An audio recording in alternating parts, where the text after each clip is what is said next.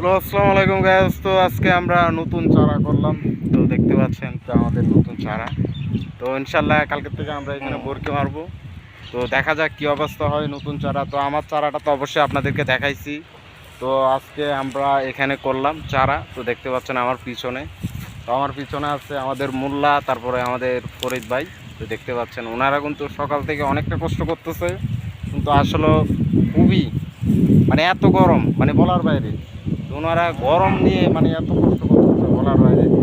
তো দেখতেই পাচ্ছেন যে কী অবস্থা, বাতাস টোটালি নাই, এমন অবস্থা। তো আমার পিছনে দেখতে পাচ্ছেন তো অনেক কষ্ট করে ওনারা ফার্ম দিছে, এখানে টানা দিছে, এই যে পিছনে দেখতে পাচ্ছেন এখানে টানা দিছে। তো দেখা যাক ইনশাল্লাহ কেমন হয় কালকে। তো অবশ্যই আমি আপনাদেরকে দেখাবো কালকে যে কি মাছ ধরতে পারি। তো দেখা যাক অবস্থা কি হয়। সবাই ভালো থাকবেন। আসসালামু আলাইকুম।